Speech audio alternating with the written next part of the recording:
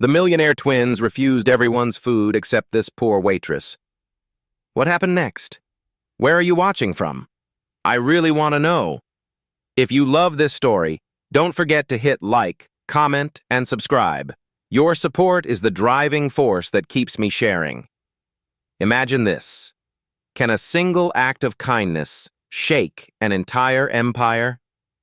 Anna Torres, a 24-year-old waitress at Mama's Kitchen in Youngstown, Ohio, never thought her life would rise above exhausting shifts and overwhelming medical bills for her ailing father. But one stormy, raging night, the Millionaire twins Caleb and Mason Reynolds walked in, rejecting every dish with cold, steely gazes. No one dared approach them, except Anna. She placed before them a bowl of homemade bean soup, simple yet warm. What happened next will leave you speechless. A shocking offer, dark secrets exposed, and a movement that swept across America. Can kindness truly change the world? Join us to uncover the journey of this waitress who shook the lives of 2 millionaires and built something miraculous, greater than all. Anna Torres glided through the scarred wooden tables like a silent shadow. Her worn canvas shoes squeaked faintly on the grease-streaked linoleum floor, each step echoing the fragile pulse of a town clinging to hope. Anna, 24 years old, was the heart of the diner. Her presence steadfast, though her face bore the deep lines of exhaustion. Her black hair, loosely tied, dusted with flour from a failed baking attempt earlier, fell messily across her forehead. Her brown eyes, weary from endless shifts, still smoldered with a resilient fire, forged through years of unrelenting struggle. Every penny of tip she gathered from empty plates flowed straight into the medicine jar for Miguel. Her father, confined to a hospital bed a few blocks away, his body ravaged by end-stage kidney failure. Medical bills loomed like a tsunami, threatening to drown them both. Yet Anna kept swimming, though each stroke grew heavier. Her dream of becoming a writer, those inspirational books once sketched in her mind, had been folded away, tucked into a drawer with dusty journals, like childhood toys no one recalled. But Anna's kindness remained an unyielding flame, a quiet rebellion against despair. She memorized every regular's preference. No onions on the sandwich for the old electrician, 2 extra sugars for the single mother cradling her child. She slipped extra napkins to the widowed woman, who sat alone in the corner, her gaze lost beyond the window. She poured free coffee refills for the young mother, whose children scribbled on placemats, their innocent laughter a rare light in Anna's day. She didn't choose to be a survivor, but her heart was too stubborn to shatter. Anna was the breeze that kept Mama's Kitchen alive, though sometimes she felt herself fading. That night, a storm roared in. Rain poured as if to tear Youngstown apart. Wind howled through the creaky windows. The diner's neon sign flickered like a candle on the verge of dying. The place was nearly empty. Only a few souls lingered over cold coffee. In the dim corner, where faint light fell on worn vinyl chairs, Caleb and Mason Reynolds appeared, as if stepping from a world Anna only glimpsed on TV screens. The 19-year-old millionaire twins carried the storm's chill, their expensive coats glinting with rainwater. Caleb, older by minutes, had a chiseled jaw and restless energy, as if always teetering on the edge of an explosion. His fingers tapped an erratic rhythm on the wooden table, counting down to something unseen. His dark hair fell across his eyes, masking a sharp but uneasy gaze. Mason, calmer, possessed piercing green eyes, silently noting every detail, the flickering lights, Anna's frail shoulders as she wiped the counter, the heavy silence cloaking the room. They were heirs to Reynolds Enterprises, a billion-dollar construction empire built by their father, Edward Reynolds. Raised amid Chicago penthouses, lavish parties, and power deals. The twins learned early that trust was a luxury. Every smile around them came with a price. Every handshake hid an agenda. They sat there, in the shadowed corner, rejecting every dish with curt headshakes, as if challenging the world itself. Clara, the gray-haired manager, muttered in the kitchen, calling them arrogant rich boys wasting her time. The other waitresses, used to meager tips and rude customers, shot glares and steered clear. But Anna, behind the counter, saw something else. In Caleb's eyes, she caught a crack, a wordless unease, as if he were fleeing himself. In the way Mason gripped his water glass, she sensed a familiar loneliness, the pain of being seen through the lens of wealth and power. Without overthinking, Anna slipped into the kitchen, where the scent of spices lingered. She ladled a bowl of homemade bean soup, her mother's recipe with tomatoes, black beans, and a sprinkle of chopped cilantro. The steaming bowl, like a memory of warmer days when her family was whole, carried a quiet comfort. She set it on the twins' table, the soft clink of porcelain on wood cutting through the storm's roar. "If you're hungry, this is all I have," she said, her voice steady, though her heart pounded, as if she were betting her very soul. Caleb stopped tapping. His sharp gaze softened, locking onto Anna as if truly seeing a person for the first time. Mason drew the bowl closer, his breath mingling with the warm steam. They ate in silence, each spoonful a bridge between two distant worlds. Anna lingered, unmoving, though she couldn't say why.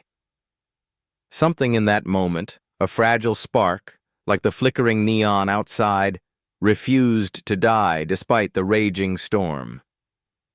That simple, honest bowl of soup had opened a door, leading to a journey Anna, Caleb, and Mason could never have dreamed of. That night stretched like a slow dream, where time seemed to stand still. The diner in Youngstown, Ohio, lay empty. Only the howling rain outside battered the windows as if trying to shatter the silence. Anna Torres, her frail shoulders trembling slightly under a faded apron, stood behind the counter, her hands slowly wiping away coffee stains. She was exhausted, yet her heart pounded fiercely, as if sensing something monumental approaching. Caleb and Mason Reynolds, the Millionaire twins, remained in the diner's corner, their eyes no longer cold as when they arrived. The bowl of bean soup Anna had served was now empty, but its warmth lingered, seeping into the air, weaving through the gaps between them.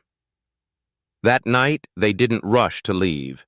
They stayed, until the clock on the wall ticked the final minutes before closing. The storm outside roared like a fierce soundtrack, but inside, a fragile connection was forming.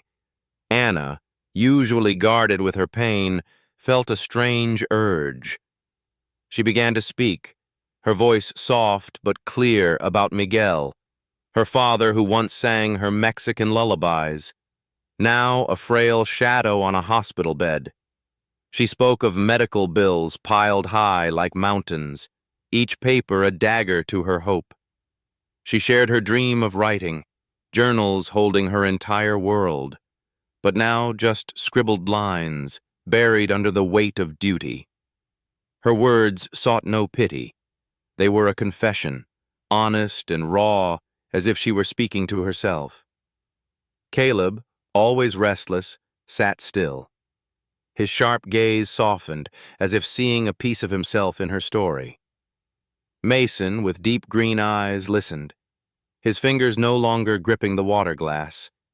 They responded, not with polished words, but with rare honesty. They spoke of their wealthy but stifling lives, where every smile had a price, Every handshake hid an agenda.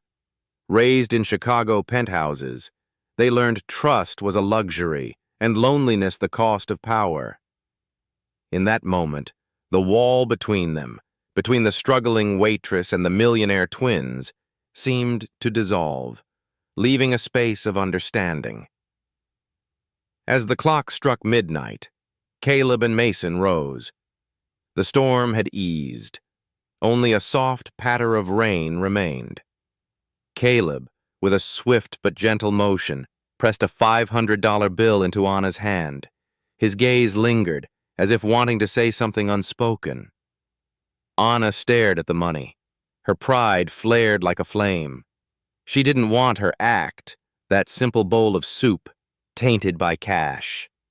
Silently, she slipped the bill into the communal tip jar on the counter, where it mingled with the meager coins of regular patrons.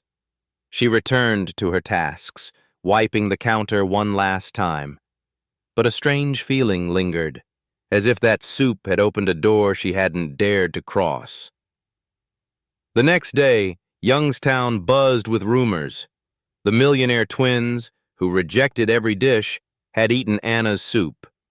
Truck drivers whispered in the diner's corner.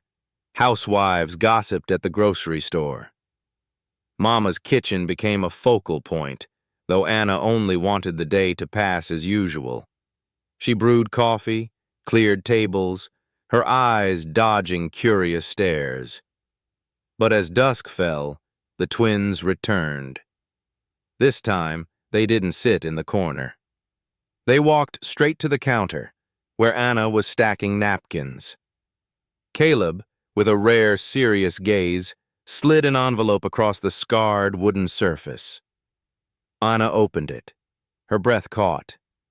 Inside was an $80,000 check, a sum enough to cover Miguel's medical bills, enough to let her breathe for the first time in years. But her pride burned, fierce and unrelenting. She pushed the envelope back, her hands trembling slightly. "I don't take charity," she said, her voice firm but her eyes glistening, as if wrestling with herself. Mason, with a low and earnest tone, explained. It wasn't charity. It was gratitude.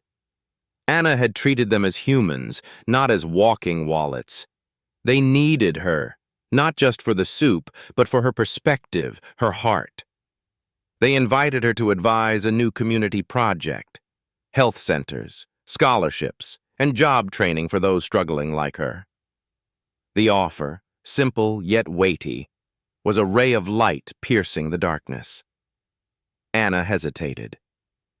Their world, Cleveland's glass towers, million-dollar deals, felt alien, like a planet she didn't belong to. She thought of Miguel, of nights when he struggled to breathe, the dialysis machine a relentless reminder of time slipping away. She thought of her journals, dreams once vivid, now buried. That night, by her father's hospital bed, Anna lay awake. The hospital's cold fluorescent light fell on Miguel's face, frail but still radiating faith in her. She held her phone, her fingers tracing Caleb's number. "I'll do it," she said, her voice steady and resolute. "But I need to work remotely, to stay with my father. And this project must be real, not a rich man's game." On the other end, Caleb's voice rang with relief and hope. They agreed. Their eyes, though Anna couldn't see, gleamed like Mama's kitchen's neon sign, refusing to fade in the storm. Anna Torres stepped into the world of Reynolds Enterprises. Her worn canvas shoes scraped against the gleaming marble floors of the Cleveland office, each step a stark reminder of the chasm between her and this place. In her hands, she clutched a tattered notebook, its pages filled with hastily scribbled ideas like faint sparks flickering in the darkness of her life. Mama's Kitchen, the small diner in Youngstown, Ohio, remained the heartbeat in her chest. But now she carried a greater mission. With resolve forged through years of struggle, Anna proposed practical programs: free health centers for families drowned by medical bills, scholarships for poor children who never dared dream of college, and coding and construction classes to offer them a chance at a new life. Her vision, rooted in double shifts and sleepless nights by her father's bedside, breathed fresh air into the project. Caleb Reynolds, with energy blazing like a wildfire, turned her ideas into detailed plans, his eyes alight when speaking of the future. Mason, calm and meticulous, ensured every detail was executed, from choosing locations to allocating budgets. They named the project Beacon, a flame of hope kindled by Anna's heart, like the flickering neon of Mama's kitchen, refusing to die in the storm. But the world of Reynolds Enterprises wasn't all light. Anna, with instincts honed by surviving on pennies, began to notice cracks in the polished facade. She spent long nights in her small apartment, under the dim glow of a desk lamp, poring over documents and asking questions. One day, flipping through financial reports, she uncovered a chilling truth, like a winter wind sweeping through Youngstown. Edward Reynolds, the twins' father, was quietly buying up small businesses across Ohio, including Mama's Kitchen, to turn them into cold commercial complexes. The diner's lease, the place where she'd laughed, cried, and found joy in the darkest days, was set to be canceled, a blade slicing through her memories. Mama's Kitchen wasn't just a job. It was her home, where she poured coffee for the old electrician, where children scribbled on placemats, where she clung to fragile hope for her father, Miguel. The truth pierced her, sharp and merciless. Her chest tightened. The trust she'd placed in Caleb and Mason, who once ate her soup in that stormy night, now wavered, like the neon light faltering in the wind. Anna didn't wait. She scheduled a meeting, driving her rickety car through misty roads to the Reynolds Enterprises office in Cleveland. The towering building, with glass walls reflecting cold gray light, made her feel small, like an outsider lost in a strange land. In the conference room, with leather chairs and a sterile chill, she faced the twins. Her hands gripped the notebook tightly. Her voice trembled but held firm, like the unyielding fire within her. "Your father is destroying Mama's Kitchen, my life," she said, each word a stone cast into a still lake. Caleb paled, his hands clenched until his knuckles whitened, his eyes flaring with anger but also helplessness. Mason, usually composed, looked away, his green eyes glinting with guilt, as if fleeing himself. They admitted, their voices low and heavy, that they didn't know the specifics. Edward Reynolds, their powerful father, was always a colossal shadow over their lives, a force they'd never dared to challenge. Their explanation, though sincere, couldn't soothe the wound in Anna's heart. She felt betrayed, not by their words, but by their silence, the silence she'd once mistaken for understanding. Anna left the office, her canvas shoes heavy on the gleaming corridor. Outside, the rain still fell, soaking her thin jacket, as if trying to wash away the emotions surging within. The envelope with the $80,000 check, which she'd once refused but still carried, lay in her bag, heavy like an accusation. That money could save Miguel, could cover medical bills, but it was also a chain tying her to a world she didn't belong to. In her heart, a battle raged.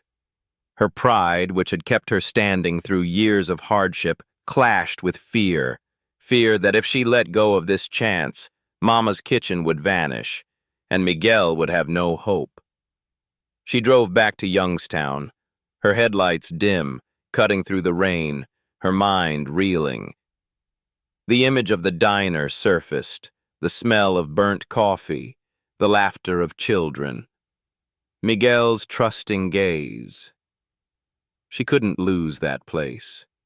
Couldn't let her dreams, and those of the people she loved, be crushed by one man's greed, a man she'd never met. Back in her apartment, the desk lamp still glowed.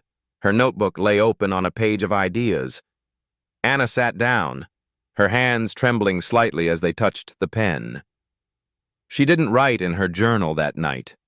Instead, she wrote a resolve. She would fight, not just for Mama's kitchen, but for herself. The fire within her, though threatened by the storm, still burned.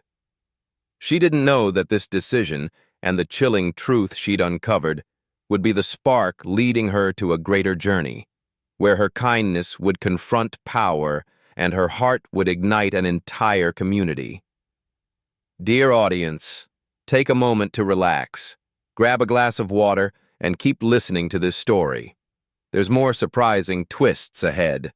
And let me know in the comments, where are you watching from and what time is it there? It's always exciting to see someone joining us from all corners of the world. Comment 1 if you're loving this story, so we can keep bringing you more incredible tales. Anna Torres stood before the mirror in her small Youngstown, Ohio apartment, her hands trembling slightly as she smoothed the simple black dress, the only item she had for this occasion, borrowed from a neighbor. The dress clung to her gaunt frame, a quiet reminder that she didn't belong to the world she was about to enter. The Millionaire twins, Caleb and Mason Reynolds, had invited her to a charity gala in Cleveland, where their father, Edward Reynolds, would be honored. Anna didn't want to go. The world of champagne flutes and glittering laughter felt alien, like a dream not meant for her.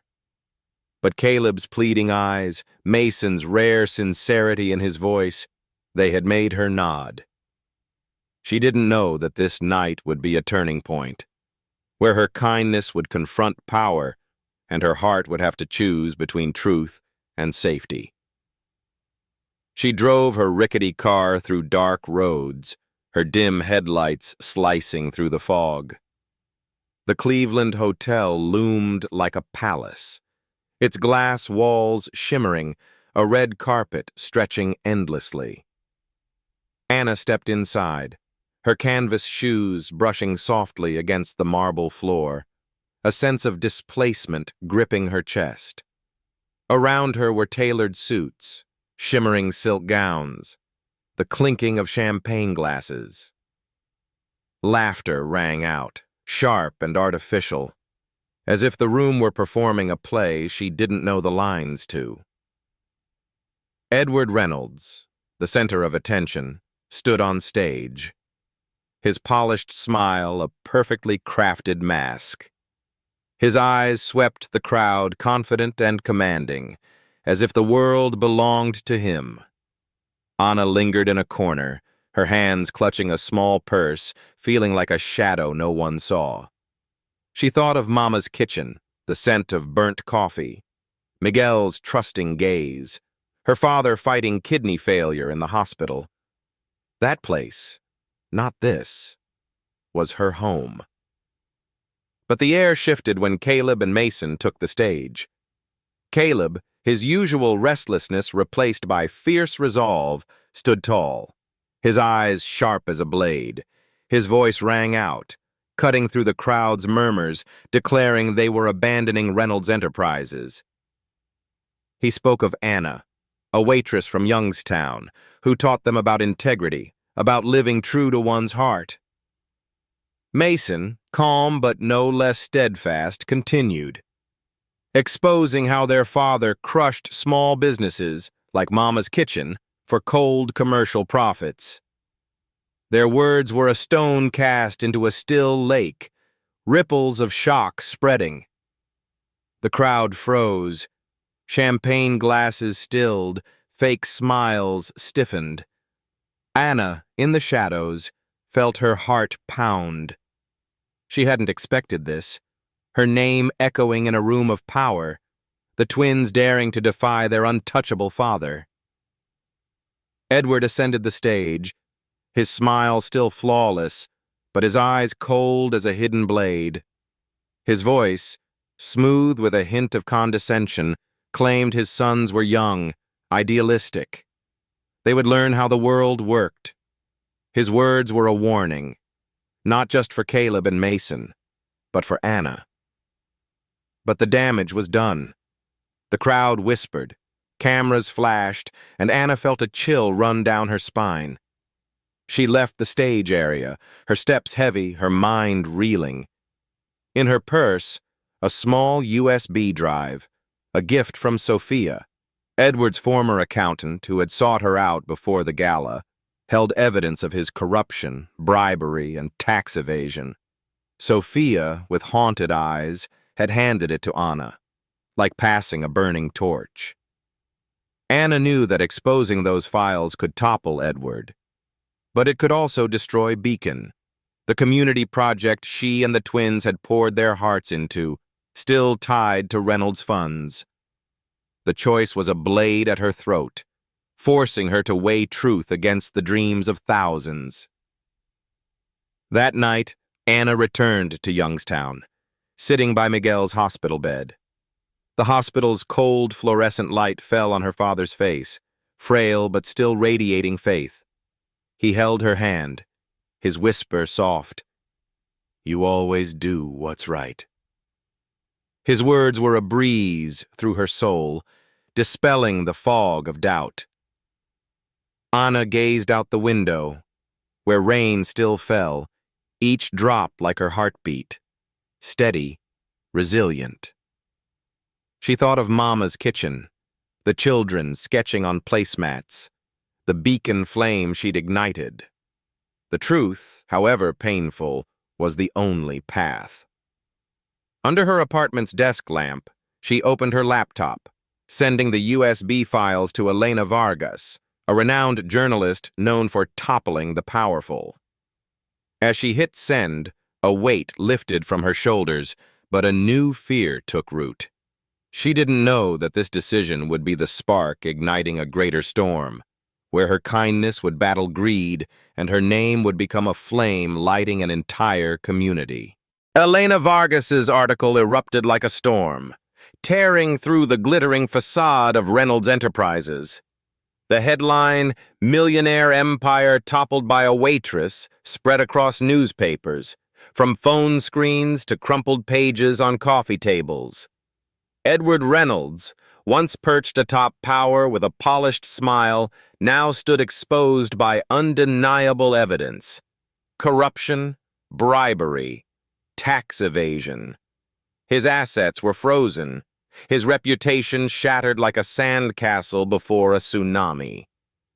Anna Torres, the 24-year-old waitress from Youngstown, Ohio, became the eye of this whirlwind, though her heart remained heavy. She sought no spotlight, but the truth she chose to unveil had made her an unexpected flame, igniting an entire community. The article's fallout didn't stop with Edward. Caleb and Mason Reynolds, the millionaire twins once dwelling in lavish Chicago penthouses, were cut off from all finances. Their credit cards were voided, their luxurious apartments seized, and their father's colossal shadow became a wall severing them from their past. But they didn't crumble. In Caleb, the fierce fire that blazed on the gala stage still burned, now tempered by a new purpose. Mason, with his calm sharpness, found strength in the sincerity Anna had awakened. They poured their personal savings, the last dollars from their opulent lives, into securing the lease of Mama's kitchen, the small diner where it all began. That diner, with its flickering neon and burnt coffee scent, wasn't just a place. It was a symbol of kindness, where a bowl of bean soup bridged two distant worlds. With that money, they launched Beacon's first projects, the community movement Anna had inspired, bringing hope to those struggling in the dark. Anna became Beacon's soul, her heart beating in rhythm with the dreams of thousands. She was no longer just a waitress pouring coffee and wiping counters. Under the dim glow of her small apartment, she designed practical programs, each idea a brick in a new future. She proposed food banks offering fresh produce, knowing an apple could spark a smile in a hungry child. She pushed for job training classes, from coding to car repair, to give workers a chance to stand on their own. She fought for scholarships, opening college doors for poor kids who never dreamed beyond their street. Each program bore her mark: resilience, compassion, and a belief that no one should be left behind. She worked tirelessly, her hands scribbling hurriedly in her tattered notebook, her eyes alight as families received food, as young people found jobs. Beacon wasn't just a project. It was the flame Anna kindled, spreading from Youngstown to distant cities. Meanwhile, another miracle unfolded. Miguel, her father who had battled kidney failure for years, received a transplant through Beacon's health fund. For the first time, after months of dialysis and pain, Anna saw him smile, a radiant smile, like sunlight piercing dark clouds. She held his hand in the hospital, feeling warmth from his frail fingers, and for the first time, she allowed herself to hope. Miguel's smile was a breeze through her soul, dispelling the dark days when bills towered over dreams. Anna returned to her apartment, opening a dusty drawer to retrieve her old journals. She enrolled in literature at Ohio University, each line in her application a declaration that her dreams weren't dead. Those journals, once an escape from reality, now seated a book, a story of kindness, of people who stood against power. Mama's Kitchen, the small diner with its flickering neon, became a symbol of resilience.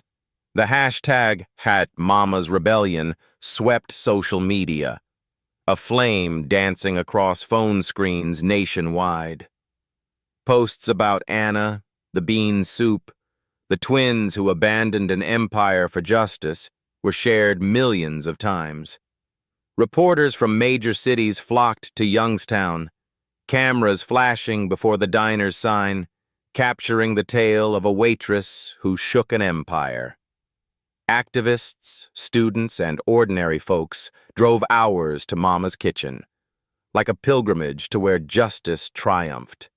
The diner brimmed with life, children's laughter mingling with the clink of cutlery, and Anna, behind the counter, felt a quiet pride. She sought no spotlight, but the light from Mama's Kitchen, from her kindness, had spread farther than she ever imagined. Anna still worked weekends at the diner, pouring coffee for the old electrician, slipping extra napkins to the single mother. But she was no longer the old Anna. She was a flame, a builder, the soul of a movement transforming thousands of lives. Each step she took, whether in worn canvas shoes or on her new path at university, carried the power of truth and compassion. Mama's Kitchen, with its neon now glowing steadily, was more than a diner. It was proof that a single act of kindness, however small, could spark a revolution. 2 years later, Mama's Kitchen shone brighter than ever. Its neon sign, now repaired, glowed steady like the heartbeat of the town. Anna stood outside the diner on an autumn evening, Ohio's sky twinkling with stars. Inside, Caleb served soup with a radiant smile. Mason chatted with the old electrician, and Clara guided a new waitress. Miguel, now healthy, read stories to children in the corner, his smile beaming brightly.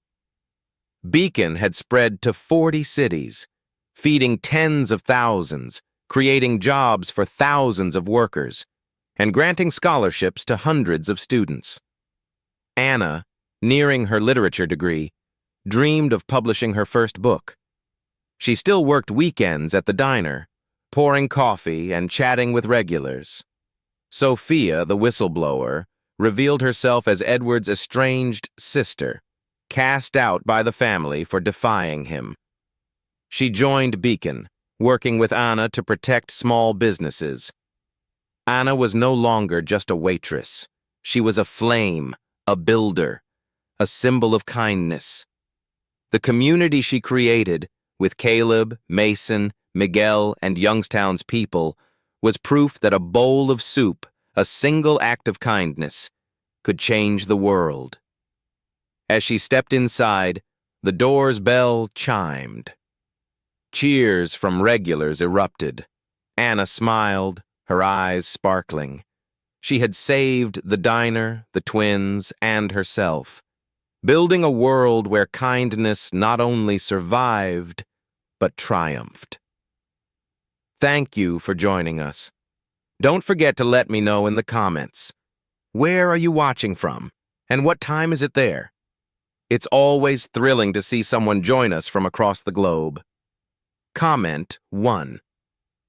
If you loved this story, so we can keep bringing you more amazing tales.